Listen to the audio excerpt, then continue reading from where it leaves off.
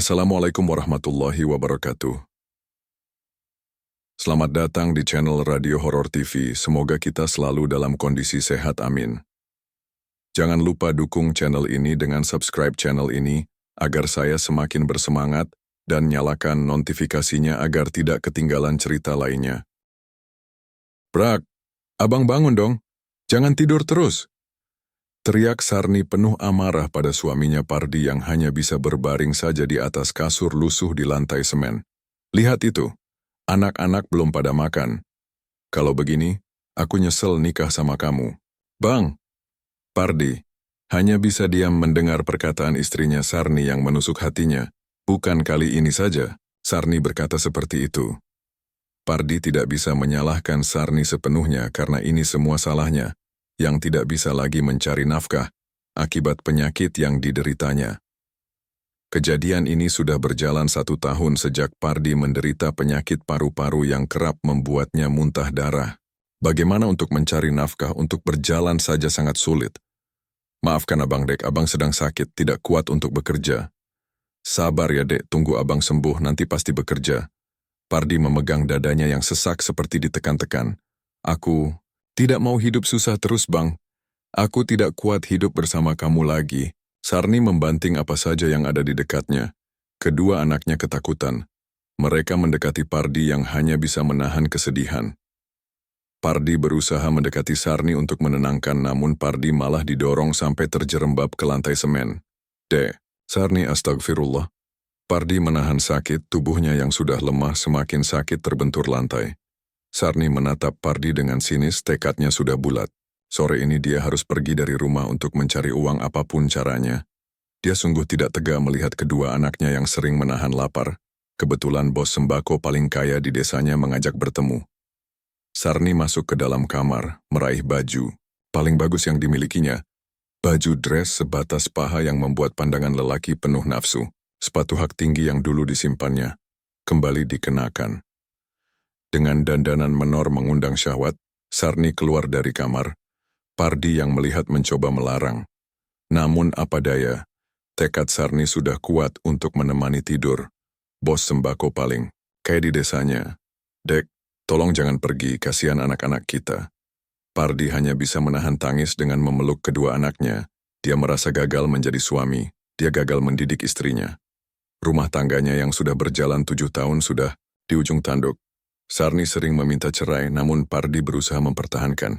Menjelang malam, kedua anak mereka yang masih berumur 7 tahun dan 5 tahun menangis karena kelaparan. Pardi tidak bisa berbuat apa-apa, perutnya juga sangat perih.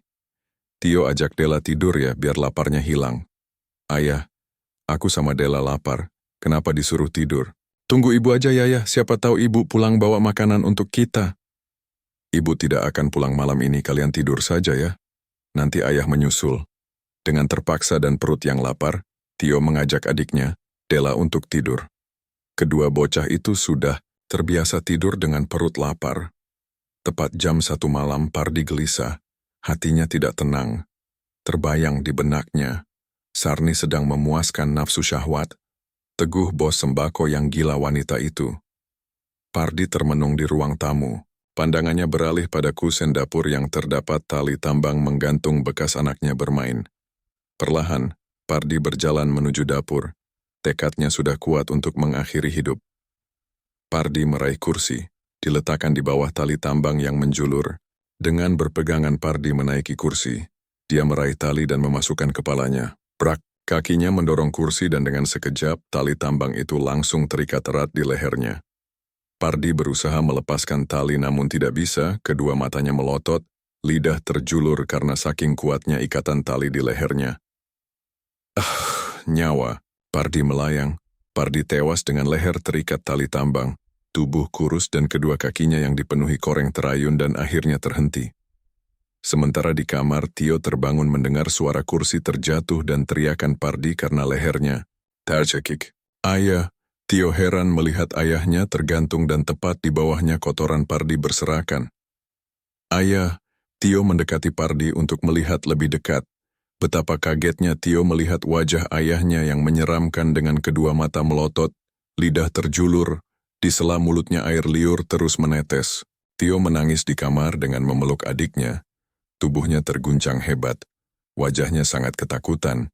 Apa yang dilihatnya sangat tidak pantas untuk dilihat anak sekecil dia. Ayah. Ayah, kenapa diikat tali? Ayah, kenapa mata ayah melotot? Tio takut ya. Della terbangun karena Tio memeluk erat dirinya yang sedang tidur. Bocah manis itu heran melihat kakaknya begitu ketakutan. Kakak kenapa? Ayah mana? Ibu pasti belum pulang ya? Della melepaskan diri dari pelukan Tio yang masih gemetar. Della mau kemana? Di sini saja, jangan kemana-mana Del. Kita tunggu ibu pulang. Aku mau cari ayah, barusan ada suara ayah dari dapur. Tio semakin ketakutan mendengar ucapan adiknya. Bagaimana mungkin ayahnya bisa bersuara sedangkan sang ayah sudah tergantung tak bernyawa. Sarni berjalan menyusuri jalan kampung. Pakaiannya berantakan, dari mulutnya tercium bau minuman. Keras, tubuhnya letih karena harus melayani Teguh bos sembako dan juga Nardi, sepupu Pardi suaminya sendiri. Malam ini Sarni melayani dua lelaki sekaligus demi mendapatkan uang. Dasar suami tak berguna. Lihat saja, sampai di rumah saya akan minta cerai sama kamu bang. Dasar penyakitan. Sarni terus menggerutu memaki Pardi sepanjang jalan menuju rumahnya. Tiba-tiba, Sarni menoleh ke arah semak di antara rumpun bambu. Suara misterius dari balik semak membuatnya sedikit takut. Setelah diyakini tidak ada orang yang mengikutinya, Sarni kembali berjalan. Dia tidak menyadari ada sosok lelaki memakai celana buntung dengan kedua kaki dipenuhi koreng, menatapnya penuh amarah. Leher lelaki itu terikat tali tambang, kedua mata melotot dan lidah terjulur. Sarni terus melangkah sempoyongan, bau minuman, keras semakin menyengat dari bibir mungilnya. Kedua kakinya telanjang, tidak memakai sepatu. Entah kemana sepatu yang tadi sore dikenakan Sarni. Tiba di depan rumah, tangisan Tio terdengar kencang. Ditambah suara ketakutan si kecil Della. Sarni bergegas masuk ke dalam rumah, yang pintunya tidak sempat dikunci saat dirinya pergi. Saat membuka pintu ruang tamu yang tembus ke dapur, Sarni sangat terkejut melihat tubuh suaminya yang tergantung di kusen pintu. Abaang. Sarni luruh ke lantai, tubuhnya gemetar ketakutan. Apa yang dilihatnya sungguh tidak pernah dibayangkan. Pardi suami yang terkenal sabar bisa nekat gantung diri. Di saat yang sama, Tio dan Della yang mendengar suara ibunya langsung menghambur keluar kamar dan memeluk erat Sarni yang gemetar. "Ibu, ayah, bu, ayah!" teriak Tio menunjuk Pardi yang tergantung. Sarni tidak bisa menjawab perkataan Tio. Matanya terus terpaku menatap tubuh suaminya. Sekilas ada dua sosok hitam berdiri di dekat Pardi, dengan muka menyeramkan. Suara teriakan dan tangisan Tio membuat warga yang hendak menunaikan sholat di musola dekat rumah Pardi menghampiri mereka dengan khawatir. Sarni dan kedua anaknya masih terduduk di lantai ruang tamu. Sarni tidak berani mendekati jasad Pardi. Warga tak kalah terkejut melihat Pardi yang tergantung di kusen dapur. Beberapa warga memberanikan diri mendekati jasad Pardi. Sementara yang lain melapor ke kepala desa dan ustadz kampung untuk mengabarkan kabar duka. 3 orang warga menurunkan jasad Pardi perlahan, namun tali tambang yang terikat di lehernya susah. Untuk dilepas, tali itu menancap di leher Pardi menyatu dengan kulitnya. "Kenapa tali tambang di lehernya tidak bisa dilepas ya?" bisik salah satu dari mereka. Warga desa gempar atas meninggalnya Pardi, lelaki yang terkenal soleh dan sabar. Mereka sudah lama mengetahui tingkah Sarni yang kerap berhubungan badan dengan lelaki lain. Lebih parahnya lagi, Sarni juga berhubungan badan dengan Nardi, sepupu Pardi yang sudah lama menaruh hati pada Sarni. Proses pengurusan jenazah Pardi selesai. Warga memutuskan memakamkan jasad Pardi saat itu juga dengan tali tambang yang masih terikat di lehernya. Tali di lehernya tidak bisa dilepas. Bagaimana ini? Sudah tidak apa ikut dikuburkan saja. Dalam kegelapan malam, warga menggotong keranda berisi jasad Pardi. Jalanan yang becek membuat warga kesulitan. Hampir saja keranda Pardi terjatuh. Pemakaman desa terletak di pinggir sungai yang membatasi desa dengan desa lain. Di sana banyak terdapat pohon beringin tua yang sebagian besar hampir lapuk. Salah satu makam yang ada di sana terdapat makam yang dikeramatkan. Makam itu kerap didatangi Makyati, nenek tua yang tinggal seorang diri di batas desa. Iringan warga menggotong keranda tiba di depan pagar pemakaman desa. Salah satu warga membuka pagar yang sudah berkarat termakan usia. Keranda diturunkan. Jasad Pardi yang sudah dibalut kain kafan dikeluarkan. Saat itu Sarni dan kedua anak mereka tidak ikut mengantar jasad Pardi. Prosesi pemakaman Pardi dipimpin.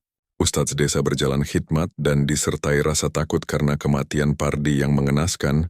Kejadian gantung diri di desa mereka baru terjadi kali ini.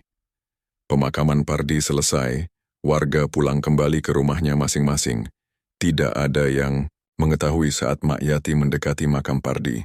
Sarni termenung di dalam kamar, sementara kedua anaknya sedang ditenangkan oleh warga. Warga berinisiatif membawa Tio dan Della ke rumah mereka. Dengan adanya kejadian ayah mereka gantung diri sudah dipastikan akan membawa trauma untuk mereka. Kedepannya, kamar Sarni saat bersama Pardi terletak di sebelah dapur tempat Pardi gantung diri. Banyak kenangan mereka di kamar ini. Pikiran Sarni menerawang saat bahagia bersama Pardi. Saat itu suaminya masih sehat dan bekerja.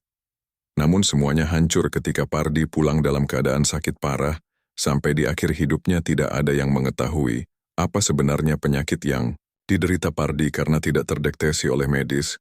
Ada juga yang bilang kalau Pardi kena santet. Hawa dingin tiba-tiba menjalar di kedua kaki Sarni. Dingin? Kakiku seperti ada yang memegang. Sarni berusaha bangun dari duduknya, hatinya berdebar. Tubuh Sarni susah untuk digerakkan, kedua kakinya semakin dingin. Samar Sarni melihat ada telapak tangan yang merayap di kakinya. Sarni ketakutan. Akhirnya dengan susah payah, Sarni berhasil keluar dari kamarnya. Sarni semakin merasa bersalah, kematian suaminya juga akibat kesalahannya. "Ibu, mau kemana?" tanya Tio saat melihat Sarni bersiap untuk pergi. Sehari setelah kematian Pardi, Sarni melakukan hal sama saat malam kematian suaminya. Dia kembali janjian dengan Nardi untuk berhubungan badan seperti biasa. Tio sama Della di rumah saja, ibu mau ada perlu nanti pulang ibu bawakan makanan. Ucap Sarni, sambil memoles lipstik merah di bibirnya yang mungil. Tapi Bu, aku sama Della takut sendirian di sini. Ucap Tio sambil melirik ke dapur. Wajar. Anak sekecil itu ketakutan karena Tio melihat sendiri. Ayahnya gantung diri. Sudah, jangan takut. Ibu pergi dulu, pintu jangan dikunci ya. Sarni melenggang pergi dengan memakai rok pendek dan sepatu tinggi. Wajahnya mempesona dengan makeup sempurna. Menjelang tengah malam, sosok Pardi mendatangi rumahnya. Dengan leher yang masih terikat tali tambang. Dia rindu kedua anaknya. Tio dan Della sudah tertidur di ruang tamu. Mereka sengaja tidur di sana untuk menunggu Sarni pulang. Sosok Pardi melayang mendekati kedua anaknya. Dia hanya bisa melihat tanpa bisa menyentuh. Keadaan kedua anaknya semakin memprihatinkan sejak kematiannya. Pardi sangat menyesal. Andai waktu bisa berputar, dia tidak akan mau gantung diri. Masih dia ingat setelah kematiannya. Dalam sebuah ruangan gelap dia berteriak minta ampun pada dua cahaya yang datang. Untuk mengembalikan nyawanya, namun dua cahaya yang datang itu hanya diam. Sosok Pardi perlahan menjauh dan lama-kelamaan menghilang. Seperti biasa Sarni berjalan pulang dengan gontai.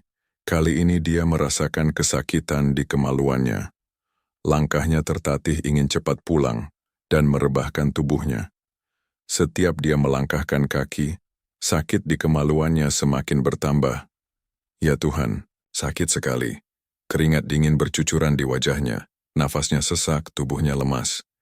Tiba di rumah, Sarni segera merebahkan tubuhnya di kasur kamarnya. Tidak dihiraukan kedua anaknya yang tertidur di ruang tamu karena menunggunya. Ah, sakit sekali. Rintihnya, semakin kedua kakinya digerakkan, semakin sakit juga kemaluannya. Ya Tuhan, sakit. Sarni tidak menyadari banyak belatung keluar dari kemaluannya satu persatu. Bersambung Pardi bab 3, ketakutan Sarni termenung di dalam kamar, sementara kedua anaknya sedang ditenangkan oleh warga. Warga berinisiatif membawa Tio dan Della ke rumah mereka. Dengan adanya kejadian ayah mereka, gantung diri sudah dipastikan akan membawa trauma untuk mereka ke depannya. Kamar Sarni saat bersama Pardi terletak di sebelah dapur tempat Pardi gantung diri. Banyak kenangan mereka di kamar ini. Pikiran Sarni menerawang saat bahagia bersama Pardi. Saat itu suaminya masih sehat dan bekerja. Namun semuanya hancur ketika Pardi pulang dalam keadaan sakit parah. Sampai di akhir hidupnya tidak ada yang mengetahui apa sebenarnya penyakit yang diderita Pardi karena tidak terdeteksi oleh medis. Ada juga yang bilang kalau Pardi kena santet, hawa dingin tiba-tiba menjalar di kedua kaki Sarni. Dingin? Kakiku seperti ada yang memegang. Sarni berusaha bangun dari duduknya, hatinya berdebar. Tubuh Sarni susah untuk digerakkan, kedua kakinya semakin dingin. Samar Sarni melihat ada telapak tangan yang merayap di kakinya. Sarni ketakutan. Akhirnya dengan susah payah Sarni berhasil keluar dari kamarnya. Sarni semakin merasa bersalah. Kematian suaminya juga akibat kesalahannya. "Ibu, mau kemana?" tanya Tio saat melihat Sarni bersiap untuk pergi. Sehari setelah kematian Pardi, Sarni melakukan hal sama saat malam kematian suaminya.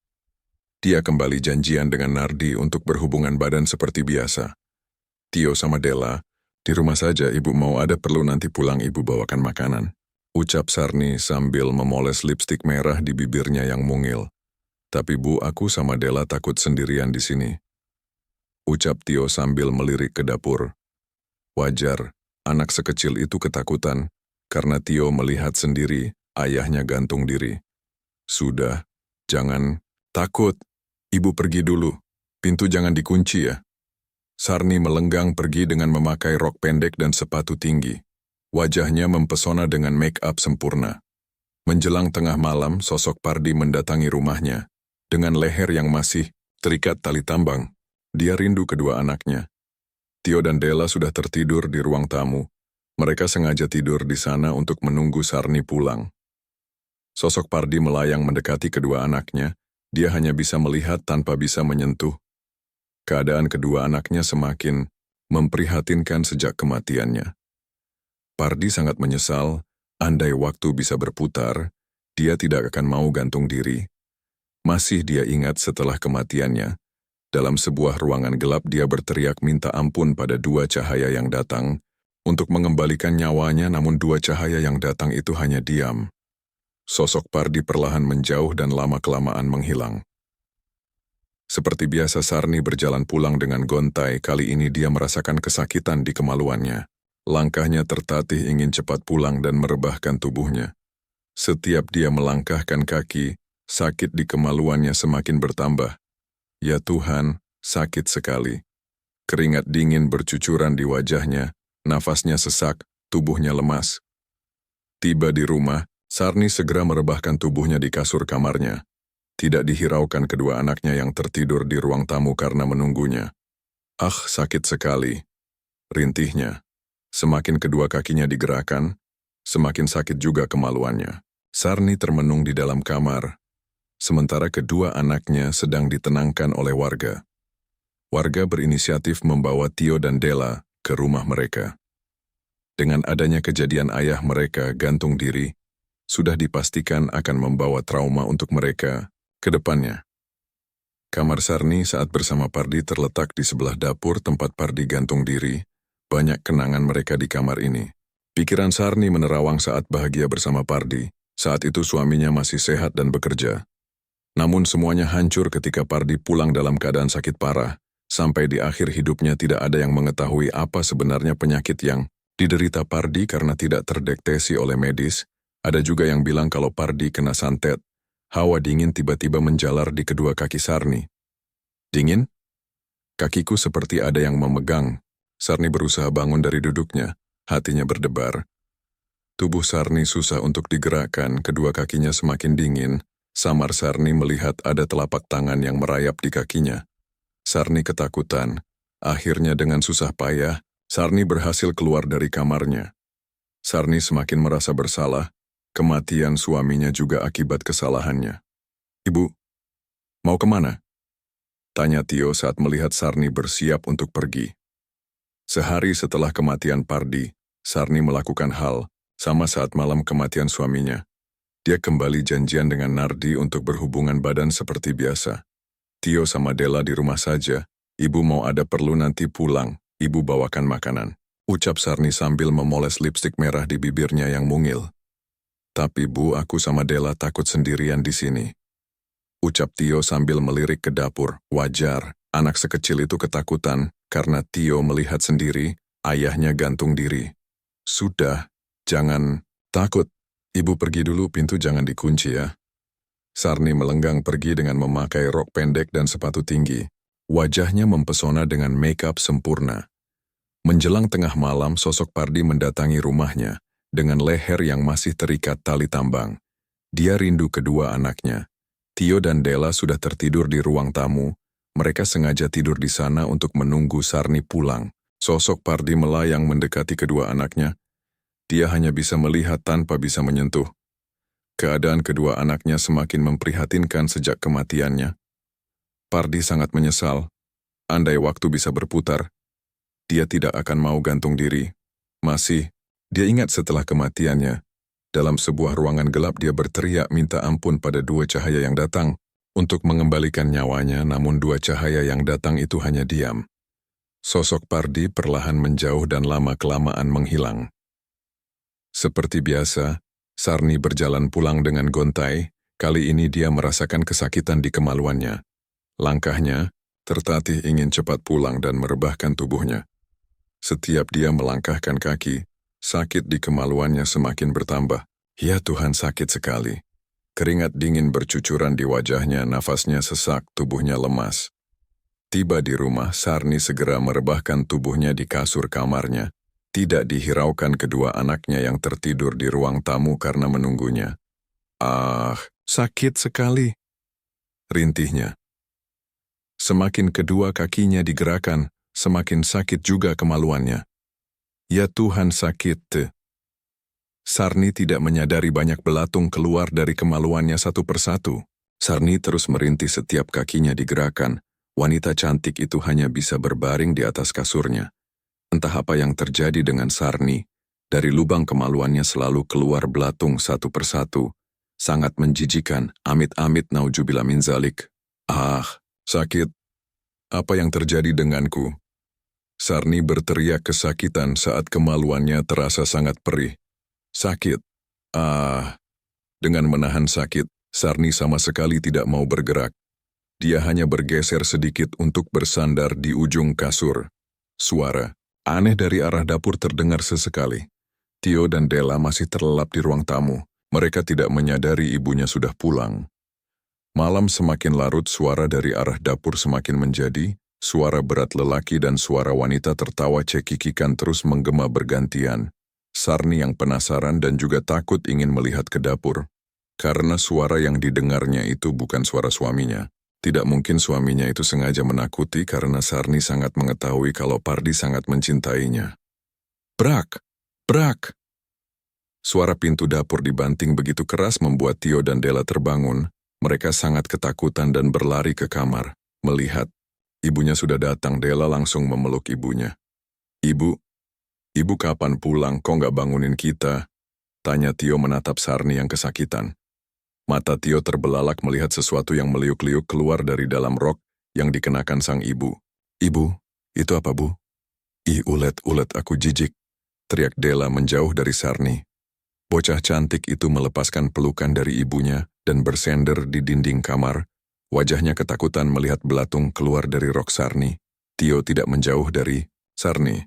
Dia tetap berada di samping tempat tidur. Kali ini bukan hanya belatung yang keluar dari kemaluan Sarni, tapi juga lintah sebesar ibu jari manusia. Ibu. Tio menangis tidak tega melihat keadaan Sarni. Pagi, menjelang, warga desa sudah melakukan aktivitasnya. Kejadian gantung diri Pardi sudah dilupakan bersama dengan jasadnya yang sudah tertimbun tanah. Kedua anak Pardi tidur. Di luar rumah membuat warga yang melintas bertanya-tanya. Tio, Della, kenapa kalian tidur di luar? Ibu kalian sudah pulang? Saat sedang membangunkan Tio dan Della, salah satu warga mencium bau busuk dari dalam rumah. Pintu rumah memang dibiarkan dibuka. Bau itu membuat warga yang melintas muntah dan menghindar dari rumah Pardi. Namun salah satu warga yang rumahnya paling dekat dengan rumah Pardi, penasaran dengan bau busuk yang menusuk itu. Dengan penasaran Yono masuk ke dalam rumah. Yono disambut bau busuk menyengat, Dari kamar Sarni dan Pardi terdengar rintihan kesakitan. Yono bergegas mendekati asal suara rintihan itu, dan apa yang dilihatnya membuat kedua kakinya lemas. Di dalam sana, di atas kasur Sarni menatapnya dengan kedua mata mendelik menahan sakit. Di sekitar tubuhnya banyak terdapat belatung dan lintah yang merayap hingga terjatuh ke lantai. Tolong. Lirih Sarni yang ternyata masih hidup. Melihat keadaannya, tidak mungkin ada yang bisa bertahan, karena keadaannya sangat mengenaskan. Bau busuk menyengat layaknya bangkai, berasal dari kemaluannya yang membusuk. Apa yang dilihat, di hadapannya membuat Yono gemetar. Dengan kedua kaki yang lemas, dia berusaha untuk menjauhi kamar Sarni. "Jangan pergi, tolong saya, tolong saya." Dengan suara lirih Sarni meminta tolong pada Yono. Sedikit saja Sarni bergerak, belatung bercampur lintah semakin keluar dari kemaluannya. "Tolong, saya tidak mau mati, tolong." Sakit. Yono semakin ketakutan, lelaki itu berlari keluar. Rumah Tio dan Della sudah bangun dari tidurnya. Warga kembali berkerumun karena penasaran dengan asal bau busuk itu. Dengan nafas terengah-engah di hadapan warga, Yono menceritakan apa yang dilihatnya. Yono menceritakan apa yang terjadi dengan Sarni di dalam kamarnya. Warga yang ingin mengetahui ikut masuk ke dalam kamar untuk melihat apa yang terjadi. Bau busuk semakin menusuk hidung, membuat warga menutup hidung dengan tangan atau baju yang dikenakan. Warga terperangah melihat keadaan Sarni. Beberapa warga melangkah mundur karena tidak tega melihat apa yang terjadi. Sebagian besar tetap berada di dalam kamar. Sepertinya Sarni masih hidup, kedua matanya masih bergerak biarpun tubuhnya kaku seperti mayat. "Tolong aku." Sarni bersuara lirih, air mata mengalir di sudut matanya. Di dalam lubuk hati yang paling dalam, Sarni sangat menyesal pengkhianatan yang dilakukan saat Pardi masih hidup ternyata membawa azab yang begitu pedih. "Aku mau minta dengan almarhum suamiku." "Bang, maafkan aku, Bang." Sarni berteriak memanggil almarhum Pardi. Warga yang melihat merasa iba, kebencian pada sikap Sarni hilang sudah. Sepertinya apa yang dialami Sarni sekarang merupakan azab. "Mbak Sarni, kami bawa ke rumah sakit ya. Tunggu ambulan datang." "Tidak, aku tidak mau dibawa ke rumah sakit. Aku mau mati di sini, suamiku juga mati di rumah ini. Abang gak maafin aku, Bang." Penyesalan di akhir sudah tak ada guna. Harusnya Sarni bisa lebih bersabar dan merawat Pardi sampai sembuh. Tidak ada yang mengetahui apa yang Allah berikan untuk hambanya ke depannya. Siapa tahu, kebahagiaan yang Sarni dapatkan karena sudah setia dan ikhlas merawat suaminya. Namun apalah daya Sarni justru melakukan kesalahan terbesar dan dosa besar, zina dengan lebih dari satu lelaki. Kemaluannya yang membusuk hingga mengeluarkan belatung mungkin azab dari sang pemilik hidup. Namun bisa, jadi itu memang takdir Sarni karena Allah itu Maha Pemaaf, hanya hambanya saja yang bersikap di luar batas. Sakit. Kesakitan luar biasa yang dirasakan Sarni saat lintah sebesar ibu jari keluar dari kemaluannya. Sementara itu belatung yang keluar sudah sangat banyak hingga jatuh ke lantai. Warga sangat jijik dan takut melihat belatung dan lintah yang menggeliat menempel di lantai. Geli saya, jijik. Teriak salah satu warga sambil berlari keluar rumah. Sampai di luar, warga itu langsung memuntahkan isi perutnya. Sementara itu di dalam kamar Sarni, terus saja merintih, memanggil suaminya Pardi. "Abang, aku minta maaf. Abang, aku menyesal." Penyesalan Sarni sudah tidak ada gunanya, karena jasad Pardi sudah mulai membusuk di dalam tanah. Warga berembuk bagaimana menolong Sarni karena Sarni tidak mau dibawa ke rumah sakit. Ambulan pun sudah dibatalkan. Tiba-tiba, Makyati, wanita tua yang tinggal di dekat pemakaman, masuk ke dalam kamar mendekati Sarni yang terbujur kaku dengan nafas semakin melemah. "Rasakan. Apa yang kau rasakan ini balasan atas sikapmu pada almarhum suamimu. Dasar wanita jalang." Makyati menatap tajam pada Sarni dengan penuh amarah. "Nyawamu sudah di ujung tanduk, belatung dan lintah yang keluar itu memakan kemaluanmu dari dalam. Rasakan sakitnya." Ampun, sakit." Warga yang melihat itu membawa Mak Yati keluar kamar. Mereka kasihan pada Sarni yang sedang sakaratul maut. Ah, sakit. Ampun. Sarni sudah tidak kuat menahan sakit. Kemaluannya dipukul-pukul. Dengan tangannya dengan maksud supaya hewan menjijikan itu mati. Namun tentu saja tidak mati. Hewan menjijikan itu malah semakin banyak keluar dari kemaluan Sarni. Mbah, istighfar Mbah. Mohon ampun pada Allah Subhanahu wa Ta'ala dan juga almarhum suamimu. Istighfar Mbah Sarni. Salah satu warga yang juga saudara dari Ustadz desa berinisiatif membimbing Sarni membaca syahadat, namun mulut Sarni terkunci, tidak bisa digerakkan. Hanya air mata yang mengalir deras dari sudut matanya. Tidak lama, nafas Sarni yang melemah, terhenti. Sarni meninggal dunia. Keadaan jasad Sarni memprihatinkan. Belatung dan lintah semakin banyak keluar dari kemaluannya memenuhi. Kasur tempat jasadnya terbujur. Warga menutup jasadnya dengan sprei yang diambil dari dalam lemari. Mereka menjaga perasaan Tio dan Della. Jangan sampai mereka melihat keadaan jasad ibunya. Kasihan Tio dan Della harus kehilangan kedua orang tuanya dengan cara mengenaskan. Pelajaran untuk seorang istri, bersabarlah di saat suami dalam keadaan terpuruk. Jangan ikuti langkah Sarni demi memuaskan nafsu dan ego semata. Penyesalan di akhir tak ada guna. Nyawa Pardi tidak akan kembali. Dan yang menjadi korban adalah kedua anaknya. Malam hari di sudut kamar, lelaki bernama Nardi, sepupu dari Pardi termenung menatap sebuah bingkai berisi fotonya berdua. Pardi, sedari kecil mereka memang sangat akrab. Mereka selalu menyukai sesuatu yang sama. Saat Pardi mengenalkan Sarni dengan Nardi langsung jatuh hati melihat wajah manis Sarni yang begitu menggoda. Pardi, maafkan saya.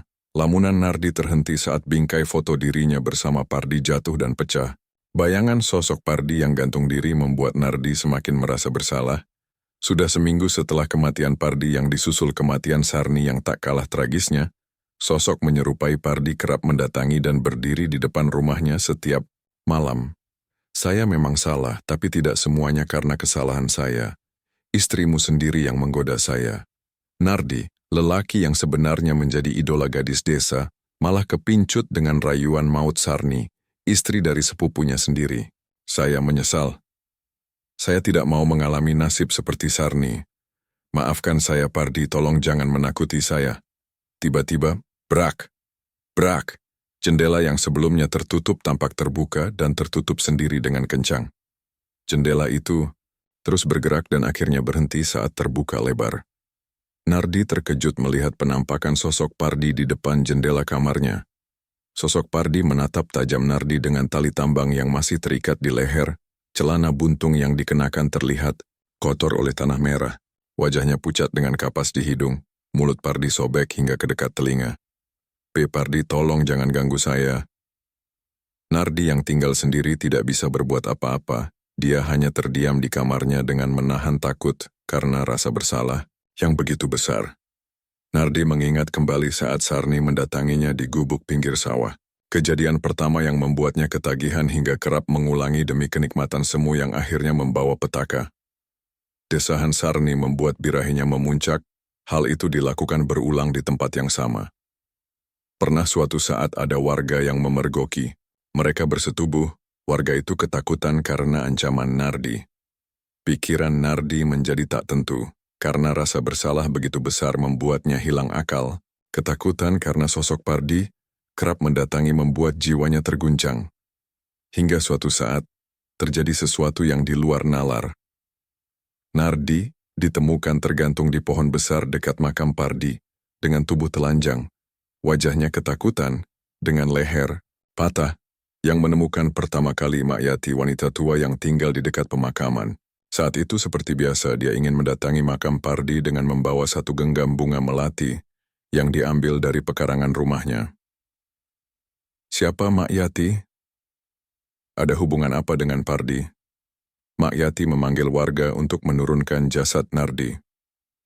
Warga sigap membawa jasadnya ke masjid terdekat untuk dimandikan di kafani seperti pada jasad terbujur kaku lainnya. Sudut pandang. Nardi, saat malam itu, aku benar-benar takut sosok Pardi akan datang kembali seperti malam sebelumnya. apalagi Sarni meninggal secara tragis menyusul Pardi. Aku tidak mengetahui apa yang sebenarnya terjadi dengan Sarni. Kenapa kemaluannya menjadi busuk, hewan menjijikan keluar dari sana. Padahal sebenarnya saat aku menikmati tubuhnya tidak ada yang aneh. Wangi tubuh dan kemaluannya begitu khas membuat birahiku semakin memuncak. Aku menggaulinya di saat sepupuku masih hidup, Sarni begitu menggodaku. Hampir tiap malam kami melakukan itu di gubuk tempat kami bercinta. Malam terakhir pertemuanku dengan Sarni saat sehari setelah kematian sepupuku yang juga suaminya. Tidak ada kesedihan di wajah Sarni atas kematian suaminya. Dari raut wajahnya terlihat bahagia, seperti lepas dari semua tekanan. Aku yang saat itu menjadi kekasih gelapnya ikut merasakan kebahagiaannya. Seperti biasa kami melakukan itu lagi. Kami sangat puas saat itu, hingga mencapai klimaks berkali-kali. Setelah itu, seperti biasa, kami pulang ke rumah masing-masing. Di perjalanan, tidak ada yang aneh, aku tiba di rumahku dengan selamat sementara Sarni tidak tahu kabarnya. Biasanya tiba di rumah dia selalu mengabariku. Paginya aku mendengar kabar kematian Sarni yang begitu mengenaskan dengan belatung dan lintah yang terus-menerus keluar dari kemaluannya. Aku benar-benar tidak menyangka kekasih gelapku meninggal dengan cara seperti itu. Sejak malam kematian Sarni, sosok Pardi menghantuiku setiap malam. Aku melewati waktu yang berjalan dengan ketakutan. Aku ingin pergi dari desa ini. Namun ada sesuatu yang tak kasat mata yang menahan langkahku. Aku sudah seperti orang sakit jiwa. Hidupku penuh ketakutan. Aku sangat takut saat menjelang malam. Pintu kamarku selalu diketuk oleh sosok tak berwujud. Tengah malam entah di hari keberapa, aku merasa dituntun untuk keluar rumah. Langkahku tak bisa aku tahan. Melangkah dengan sendirinya menuju pemakaman desa. Warga desa benar-benar diuji dengan kematian Pardi, Sarni, dan terakhir Nardi. Keadaan desa menjadi menakutkan. Tidak sedikit warga yang takut untuk keluar rumah seorang diri biarpun itu di siang hari. Jumadi sedang berada di teras rumahnya, yang berjarak tidak terlalu jauh dari rumah Pardi. Lelaki itu duduk di atas balai bambu menikmati kopi di malam hari. Angin malam dengan suara gesekan pepohonan bambu menambah syahdu suasana di malam itu. Istri Jumadi sudah terlelap di dalam kamar berselimut kelambu. Warga desa sudah mengunci rapat pintu rumahnya. Tidak ada satupun yang berani keluar rumah, walaupun sebatas teras. Jumadi bersenandung sembari menghembuskan gumpalan asap nikotin kesukaannya, kopi yang menjadi dingin akibat udara yang memercikan embun tetap di seruputnya, hingga tersisa setengah. Gesekan pepohonan bambu karena terpaan angin membentuk melodi mistis yang cukup membuat bulu kuduk berdiri. Langkah kaki tak nampak wujud, terdengar di kejauhan, kadang suara langkah hilang berganti suara sesuatu yang melayang. Tap, tap, street. Suara aneh terus menggema di antara pepohonan bambu yang berada tepat di depan rumah Jumadi. Hanya tersisa jalan kecil di samping kiri rumah, tempat dirinya dan sang istri keluar masuk rumah. Sit. Hembusan angin yang cukup besar menerpa wajah Jumadi. Hampir saja lelaki itu terjatuh dari balai bambu tempatnya bersantai di malam hari serup. Sisa kopi terakhir diminumnya sampai tandas. Bersamaan dengan itu dari sudut matanya, Jumadi melihat ada sosok lelaki memakai celana buntung berdiri dengan wajah pucat, di lehernya tali tambang terikat, kedua bola matanya hampir terlepas dari rongga. Tubuhnya mengangguk-ngangguk layaknya pocong namun kali ini, tidak ada kapas di kedua lubang hidungnya. Jumadi terlonjak dari duduknya, tubuhnya spontan gemetar, membuat gelas yang dipegangnya hancur berkeping di lantai menyisakan luka.